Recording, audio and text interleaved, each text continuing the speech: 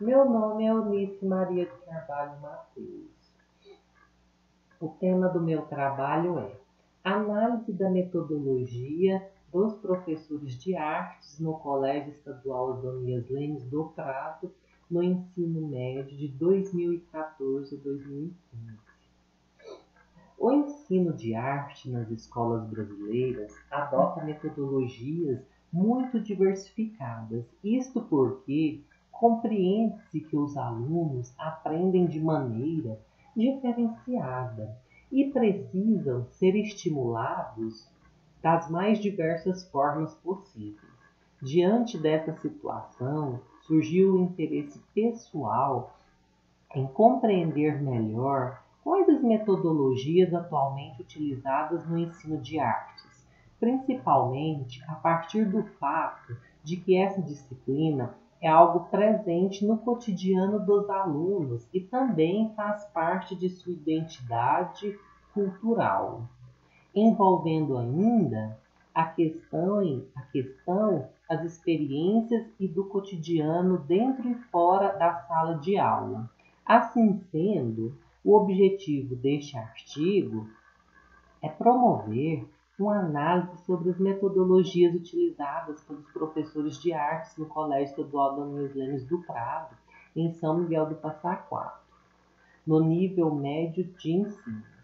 Para isto, propôs-se inicialmente a realização de uma discussão bibliográfica em torno do ensino de artes, enfocando questões como a experiência, identidade, metodologias, dentre outros aspectos. A realização deste referencial teórico será feita a partir de obras de autores como Barbosa 2006, Castelão 2011, Martins 2009, dentre outros autores.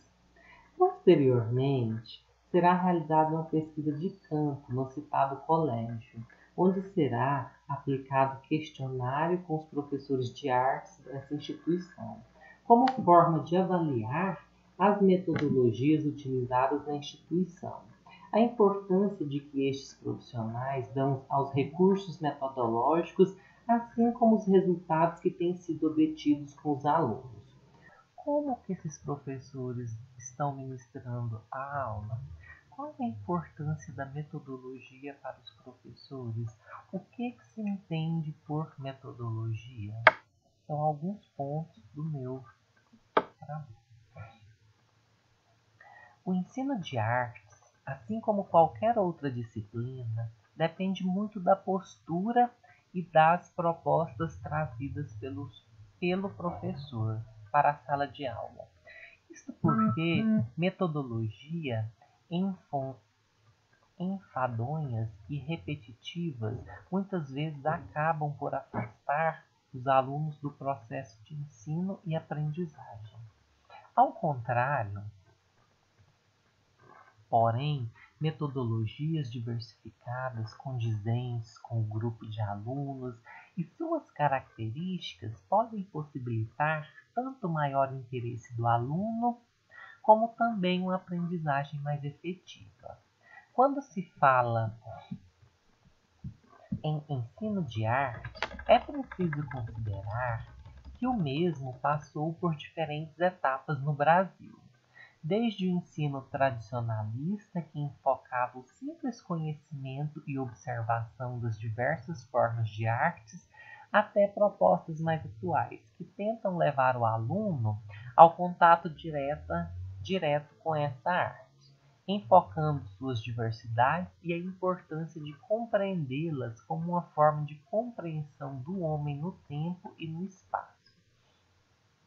Sendo assim, essa discussão e análise sobre as metodologias utilizadas no ensino de artes e, a partir daí, também o olhar sobre o ensino da arte nas instituições de ensino se justificam no sentido de que é preciso discutir o ensino de artes nas escolas brasileiras. Em especial porque muitas vezes ele não é encarado com real seriedade e importância, que tem para a formação da identidade sociocultural do aluno. Portanto, é preciso que seja analisada a realidade das instituições para a atuação profissional, assim como dos métodos que têm sido utilizados nas instituições e os resultados alcançados pelos mesmos. O objetivo dessa pesquisa é analisar as metodologias pelos professores de artes no Colégio Estadual Donias Lemos do Prado, em São Miguel do Passa Quatro. Essa discussão perpassa, porém, analisar questões como a construção da experiência do professor, da identidade que envolve as artes, assim como do próprio histórico dessa disciplina dentro do ensino brasileiro. Propõe-se responder problemáticas como: quais as metodologias utilizadas pelos professores de artes no Colégio Estadual Donias Lemos do Prado, em São Miguel do Passa Quatro? Como esses profissionais compreendem a importância da escolha das metodologias para o sucesso do processo de ensino e aprendizagem?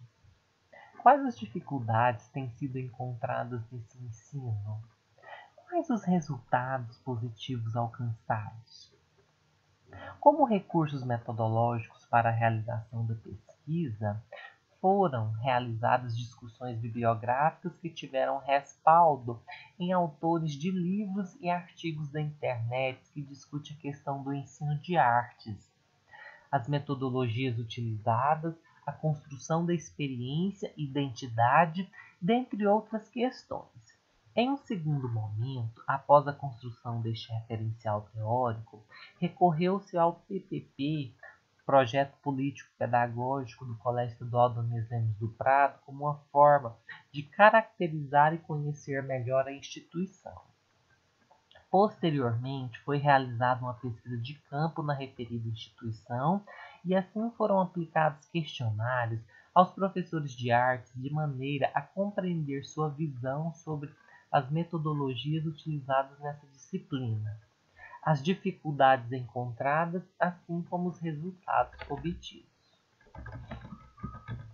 O primeiro tópico do meu trabalho, após a introdução, é o ensino de arte, alguns aspectos históricos. A compreensão do ensino de artes na atualidade perpassa pelo conhecimento de sua história dentro do ensino brasileiro. Antes, porém, é preciso destacar que a arte faz parte da cultura de um povo, esta que envolve o complexo de valores, costumes, crenças e políticas que constituem o modo de vida de um grupo específico. Este conceito é de Eagleton, 2005, página 55. Portanto, representa aquilo que o homem produz dentro do espaço e do tempo, diferenciando povos, caracterizando-se e demonstrando suas diversidades. Assim compreendemos que o contato com os elementos que compõem a cultura auxilia na formação da identidade de toda e qualquer pessoa, e assim compreende-se que a identidade é um significado cultural e socialmente atribuído, não sendo fixa, estável, coerente, unificada, permanente, tampouco é homogênea, definitiva, acabada, idêntica e transcendental. Segundo Silvia, 2000, página 97. Portanto, sempre que o indivíduo é colocado em contato com a arte, ele também está construindo sua identidade, seja ela individual ou em grupo. Isto porque cada povo e sociedade tem suas próprias formas de expressão artísticas e que diferencia cada povo e espaço. Para Barbosa, 2003, as concepções de ensino de arte na atualidade são muito influenciadas por John Dewey, que foram intensamente divulgadas por Anísio Teixeira, que foi seu aluno do Teachers College da Columbia University. De acordo com a autora, Barbosa 2003, Anísio foi um dos maiores modernizadores da educação brasileira, sendo ainda de grande destaque no movimento Escola Nova em 1930. A partir das concepções de Gray, a arte passou a ser vista como um processo de experiência consumatória, onde acredita-se que a experiência não seja um estágio final. E nessa percepção, outro autor de destaque foi Carneiro Leão. Nesse contexto, utiliza-se a arte para ajudar as crianças a aprenderem outras áreas do estudo, onde, por exemplo, estudava-se os elementos da natureza e posteriormente podia-se a criança para desenhar. Segundo Barbosa, 2003, essa citação é de Barbosa, 2003. Esta linha de trabalho foi também muito explorada na Escola Regional de Meriti, Rio de Janeiro, um dos modelos da Escola Nova. A prática de colocar arte, desenho, colagem, modelagem e etc. No final de uma experiência, ligando-se a ela através de conteúdo, vem sendo utilizada ainda hoje na escola do primeiro grau no Brasil, está baseada na ideia de que a arte pode ajudar a compreensão dos conceitos, porque há elementos afetivos na cognição que são por ela modelizados. Ou seja, assim compreendemos que a arte é vista como uma ferramenta capaz de auxiliar o aluno no processo de fixação de sua aprendizagem.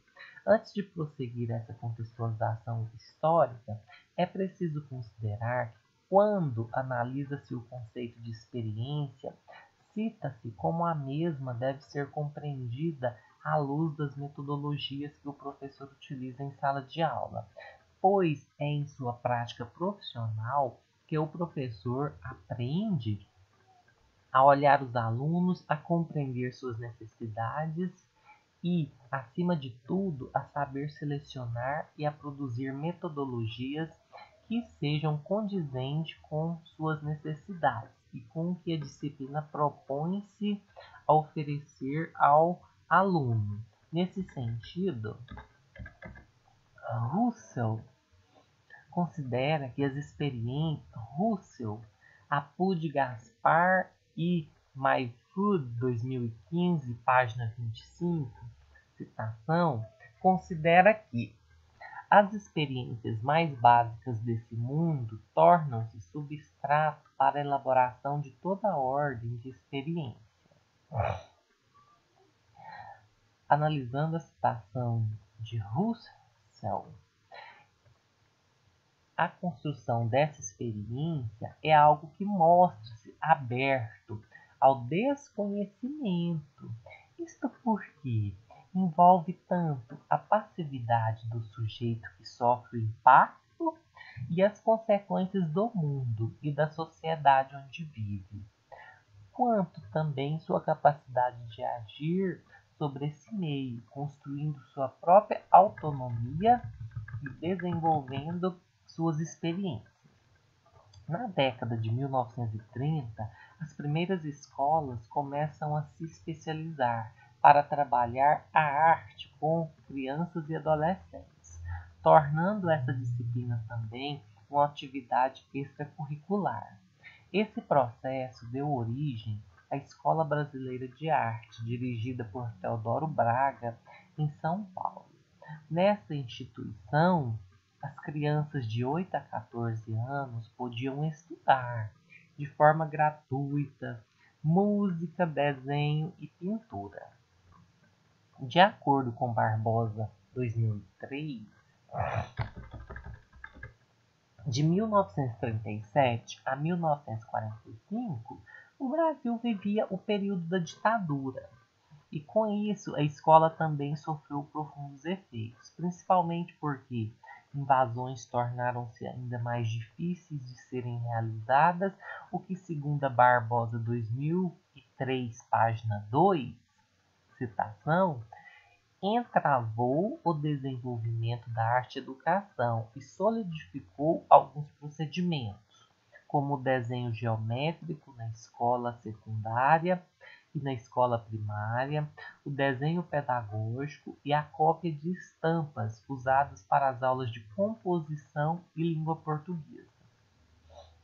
Com essa citação, podemos compreender que esse processo ficou conhecido como pedagogização da arte na escola. Com o Estado Novo, a arte passou a ser vista de forma diferenciada, principalmente a partir de estudiosos e teóricos que pregavam seu uso para a liberação emocional. Tal processo deu origem a várias ateliês para crianças em várias cidades do Brasil. Estes dirigidos por artistas que buscavam trabalhar com as crianças e fazer com que as mesmas se expressem de maneira livre, sem que houvesse interferência do adulto nesse processo. Isso segundo Barbosa, 2003. Em 1948, Lúcio Costa foi chamado pelo governo para elaborar um programa de desenho da escola secundária, e nele foi vista uma grande preocupação com a articulação entre o desenho, da criação e da técnica, e promover a desarticulação da identificação de arte e natureza, levando a experiência a ligar-se ao artefato.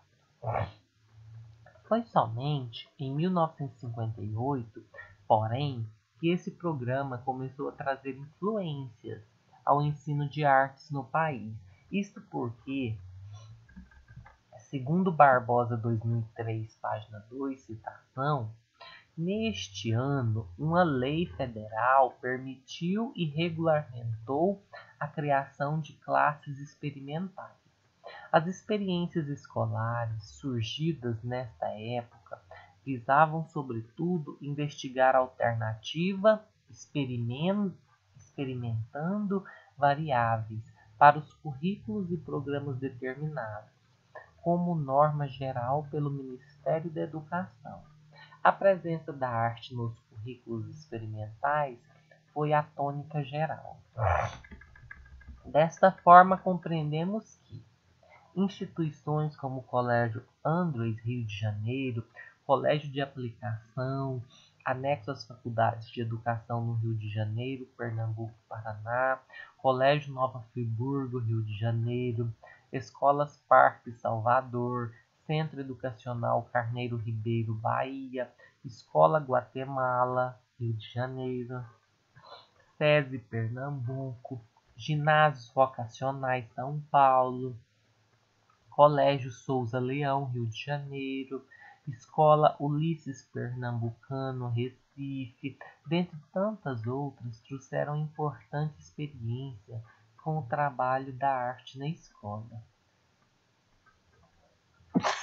Desculpa. Nas classes experimentais, o ensino de arte envolvia a exploração de uma variedade técnica de pintura, desenho, impressão e etc. Acredita-se que era necessário que o aluno tivesse contato com materiais e técnicas envolvidas com a arte, e para isso era preciso também respeitar as etapas de evolução gráfica das crianças. Isso segundo Barbosa, 2003. A década de 1960 e 1970 foi marcada pela publicação de alguns livros de escritores brasileiros referente ao ensino de artes, mas todos muito descritivos. Nas escolas, os trabalhos envolviam as técnicas que utilizavam lápis de cera e anilina, lápis cera e barsol, desenho de olhos fechados, impressão, pintura de dedo, mosaico de papel, recorte e colagem coletiva sobre papel preto, carimbo de batata, bordado, criador, desenho raspado, desenho de giz, molhado, entre outros. Isso segundo Barbosa, 2003. Em Segundo Barbosa 2003, em 1961, a Lei de Diretrizes e Bases trouxe o fim da uniformização dos programas escolares. E com isso, muitas experiências educativas que haviam sido desenvolvidas por volta de 1958 tiveram continuidade, introduzindo a arte na escola comum de maneira mais extensiva. Porém, esta proposta não conseguiu muitos adeptos. Com o golpe militar de 1964, as escolas experimentais e até mesmo as de educação infantil foram fechadas. E com isto, o ensino de arte nas escolas simplificou-se ao uso de desenhos que referiam-se às concepções cívicas, religiosas e outras festas. De acordo com Barbosa 2003, nas escolas secundárias públicas continuou a predominar o desenho geométrico com conteúdo quase idêntico ao do Código Epitácio Pessoa, em 1901.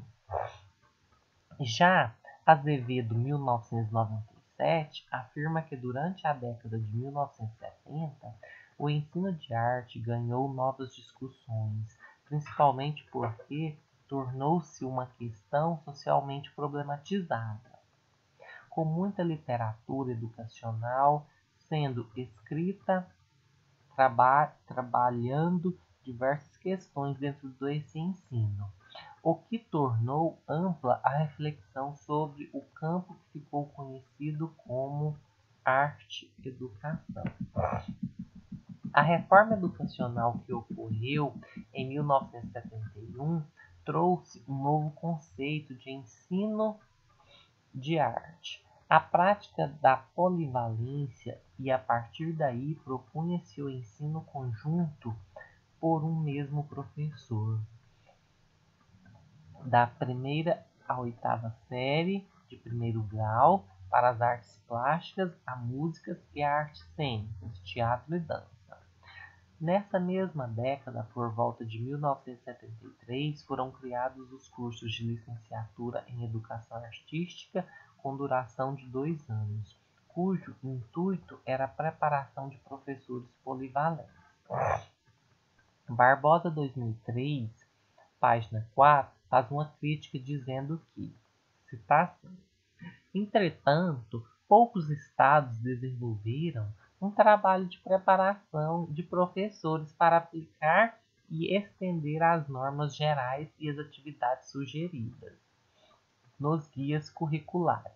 Por outro lado, a maioria dos guias apresenta um defeito fundamental, a dissociação entre objetivos e métodos, que dificulta o fluxo de entendimento intraprojeto da ação.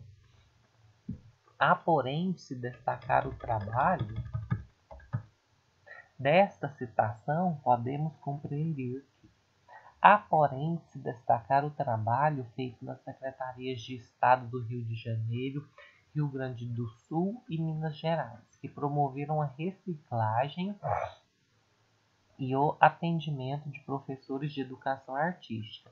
Mesmo assim, o ensino de artes passava por profundas dificuldades, que Barbosa 2003 chamou de estado de indigência, que levou o MEC a criar o PRODEARTE, Programa de Desenvolvimento Integrado de Arte e Educação, cujo objetivo era trabalhar com a realidade da comunidade dentro da escola, melhorando assim a educação artística oferecida pelas instituições, enriquecendo a experiência criadora de professores e alunos e o contato de alunos com artistas locais.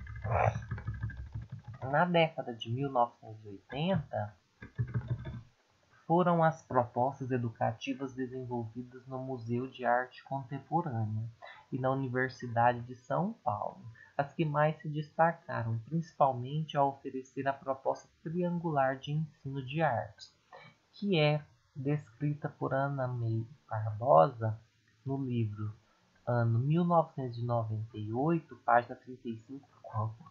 A proposta triangular deriva de uma dupla triangulação. A primeira é de natureza epistemológica, ao designar aos componentes do ensino-aprendizagem por três ações mentalmente e sensorialmente básicas, quais sejam criação, fazer artístico, leitura da obra de arte e contextualização.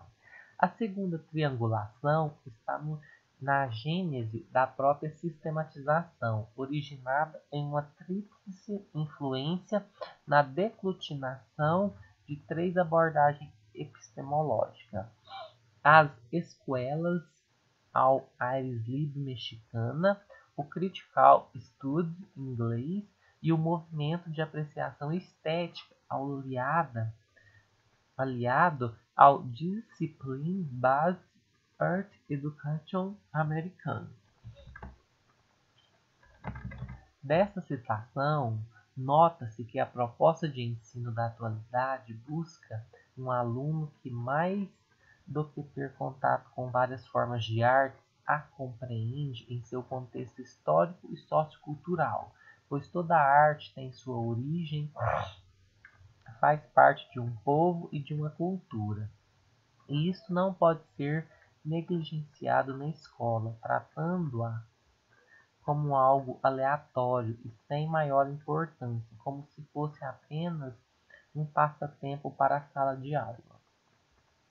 Segundo Silva e Araújo, 2015, consideram que a arte-educação tem se tornado cada dia mais um campo de conhecimento empírico-conceitual, que agrega diferentes enfoques com linhas diferenciadas de atuação, estudo e pesquisa, que envolve a formação do professor para ensinar arte, a história dessa disciplina e da arte como um todo no Brasil, o ensino da arte dentro da escola e também fora dela, entre outros aspectos. Na atualidade, Barbosa 2003 afirma que há a busca de desenvolvimento da abordagem triangular, onde busca-se o trabalho com a imagem, sua decodificação e a interpretação na sala de aula, onde a expressividade esteja constantemente presente. Mesmo assim, citação: a educação bancária de que Paulo Freire falava ronda a arte-educação hoje no Brasil.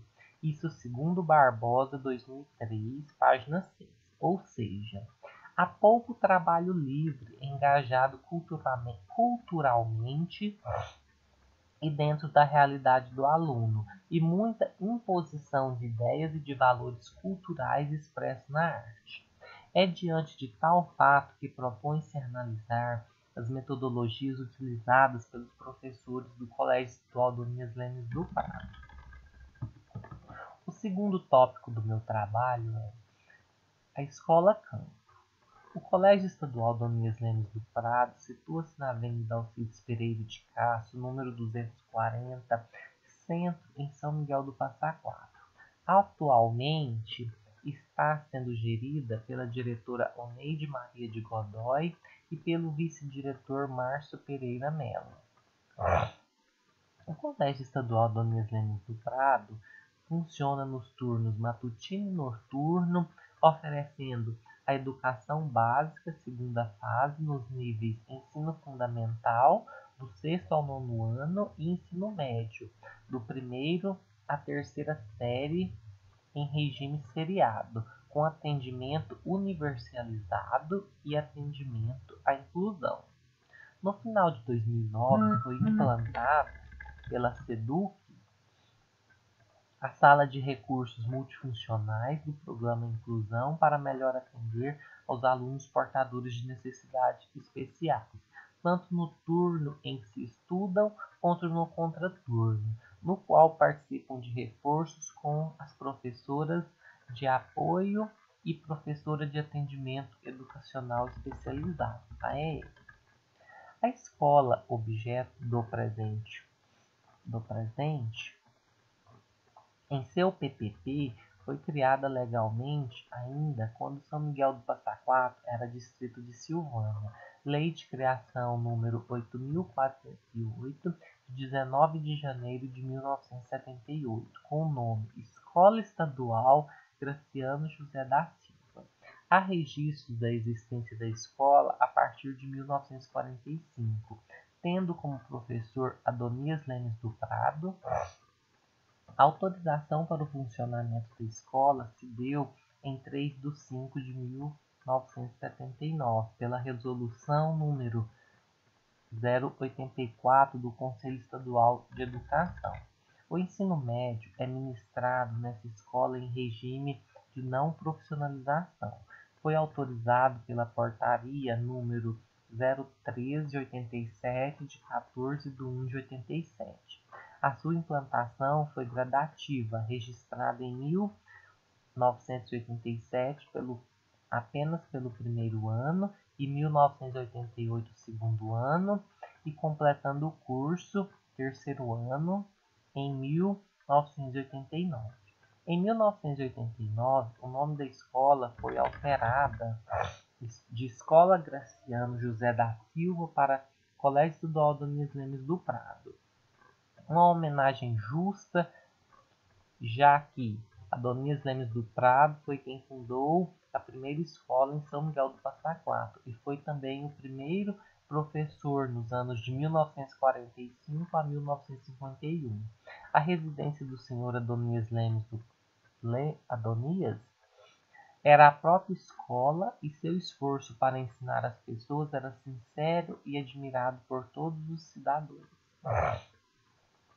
Nasceu em 15 de novembro de 1925 em Silvânia, filho de João do Prado e Dolores Mercedes Campos. Foi aluno do ginásio Anchieta de Silvânia, onde concluiu o curso ginasial. De São Miguel do Passa Quatro, Adonias voltou para Silvânia, chamado para exercer as funções de inspetor escolar e tesoureiro da prefeitura. Em 1957 foi exator estadual e em 1959 assumiu o cargo de prefeito municipal, mandato que exerceu até 1961. Em reconhecimento ao seu trabalho pioneiro no setor da educação, tão logo ocorreu a instalação do município, a Câmara Municipal solicitou à Assembleia Legislativa a mudança do nome da escola local, através da lei, dando à Escola Estadual de Primeiro Grau Graciano José da Silva o nome do Colégio Estadual Adonias Lemes do Prado, no qual fui atendida prontamente. Esta mudança de nome se deu pela Lei 10.780, de 24 de 5 de 89, conforme Diário Oficial 5 de 6 de 1989.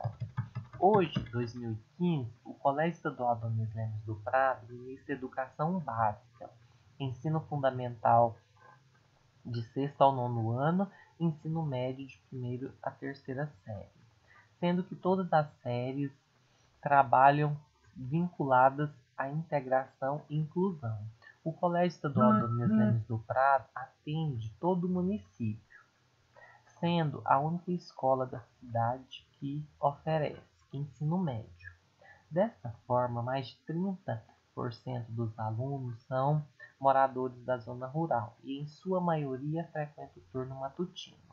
Possui uma área total de 9.968,49 metros quadrados, sendo que 1.414.421 metros quadrados de área construída, 795,59 metros quadrados de um bosque com plantas nativas frutíferas e 7.760,475 metros quadrados de área livre.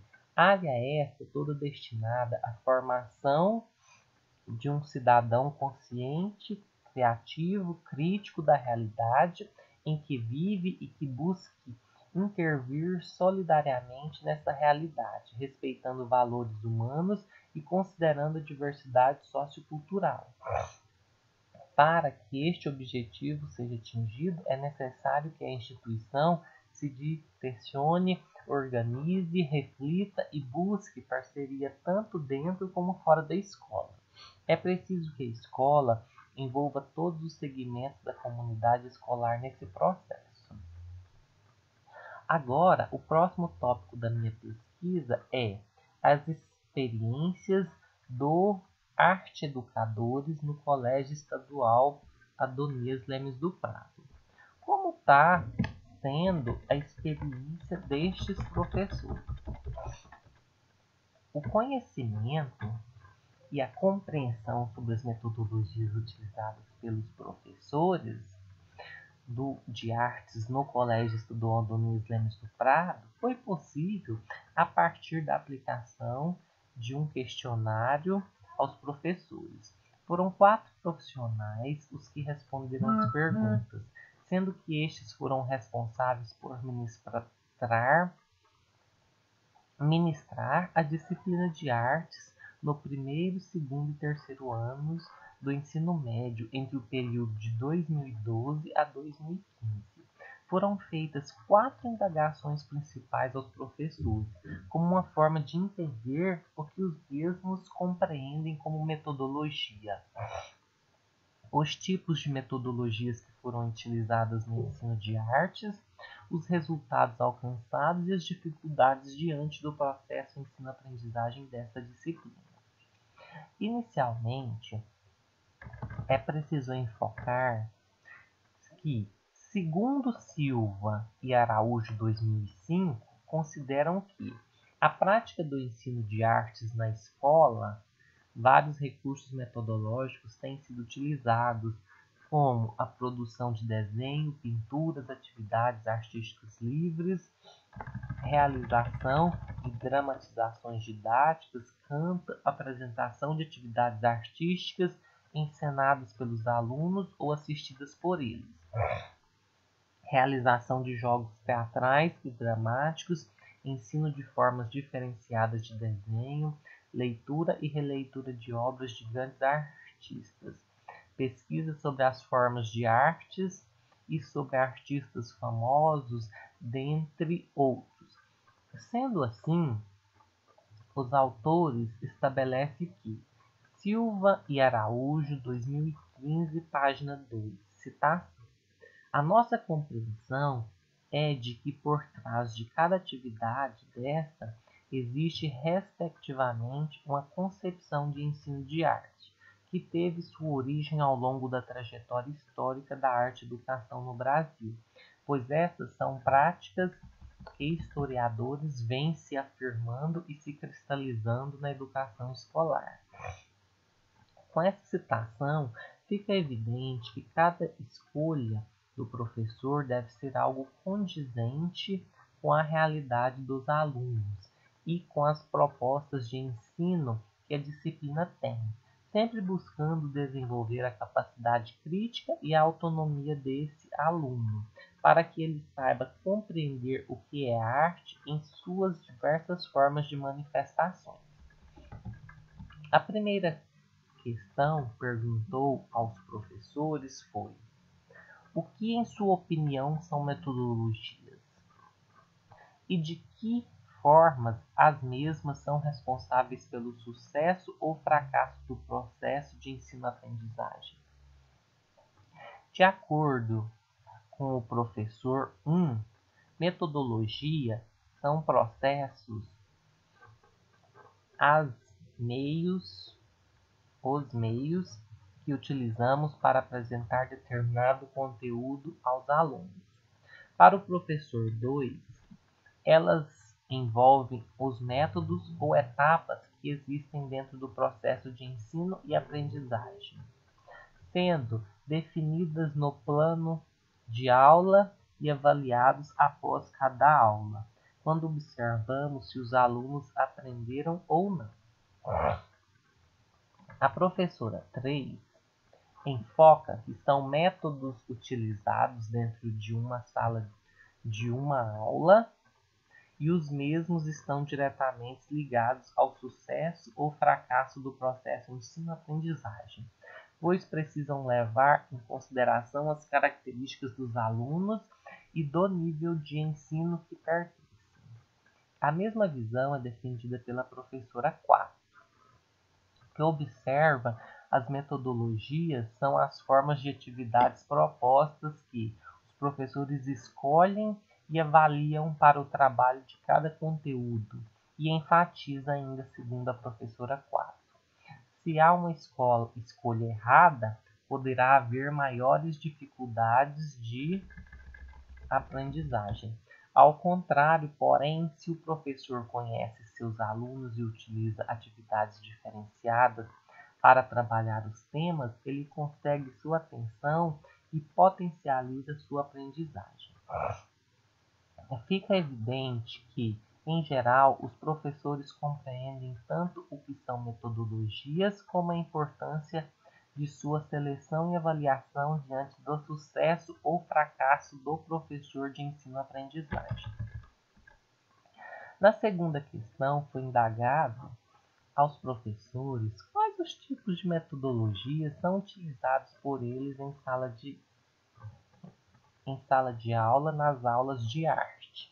De acordo com o professor 1, no período em que trabalhei com a disciplina de arte, minha maior preocupação era democratizar a cultura em sala de aula, e por isso tentava utilizar atividades, textos, a internet, entre outras propostas para trabalhar diferentes formas de artes.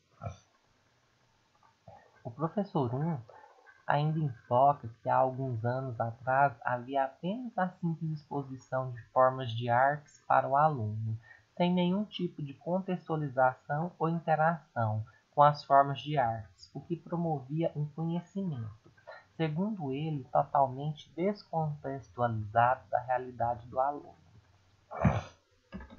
Já o professor 2 cita que há constante uso de livros e textos teóricos, uma vez que considera de suma importância na aprendizagem dos alunos, mas que também há a presença de prática de arte na escola, principalmente através dos projetos pedagógicos, onde trabalhamos a dança, o folclore e a cultura local. Promovemos oficinas de artes, trabalhamos muito com desenhos livres, música, entre outras questões. Diante dessa proposta, Henriques 2006, página 27, considera que, citação, a escola é frequentemente constituída segundo um modelo quase prisional, muros altos, fechados, uma arquitetura que não é a arquitetura do espaço aberto de uma verdadeira república. Nós estamos falando da possibilidade de romper esses muros e permitir que essa ideia de fronteira seja desmontada em nome da virtuosidade que surge de uma agente transdisciplinar. Isto, evidentemente, não vai de encontro à disciplina, ou aos saberes fortes das disciplinas, ou aos valores centrais do mérito. O que entendemos é que esses saberes das disciplinas precisam dialogar com os saberes locais, e assim eliminar fronteiras e mostrar flexibilidade. Trabalhar o cotidiano do aluno faz com que ele se aproxime mais da escola e do processo de ensino-aprendizagem. Conhecendo sua cultura, as formas de artes e expressão que nela existem, sabendo dialogar com outras formas de artes, mesmo com as quais não tem contato direto. A professora 3 e 4 citaram as mesmas metodologias e giraram em torno do uso da internet para conhecimento de obras, presença de artistas locais na escola, no trabalho com artesanato, música, dança, dentre outras propostas. A professora 4 enfoca que toda metodologia utilizada tem sido buscada para que o aluno participe da produção do conhecimento e que não seja um mero espectador, esperando respostas prontas do professor. Esse tipo de situação, criticada pela professora, sempre foi comum no ensino de artes, como demonstra Moura, 2007, página 12. Citação. De todas as experiências que vivenciei, podem ser resumidas em duas situações. Ou o profissional fornecia um excesso de informações históricas, as quais não assimilava, ou tentava explicar a obra. Essa ação muito me incomodava. Portanto, a análise da citação, é preciso que o aluno faça suas próprias análises e interpretações, assim como busque informações para compreender aquela forma de arte, sem imposições, de forma que o professor atue como orientador. A terceira e a quarta questão está sendo em análise. Gostaria de agradecer, professor, as suas contribuições estão sendo de suma importância. Eu mandei o trabalho para o senhor por e-mail. Gostaria que o senhor analisasse o trabalho que eu mandei por e-mail. Ficaria muito grata. Que o senhor tenha um bom fim de semana, uma boa semana, bons dias de férias. Grande abraço e conto com o senhor. Tenho certeza que com as suas orientações, meu trabalho irá melhorar muito, porque eu necessito muito das suas orientações. Grande abraço, Rita.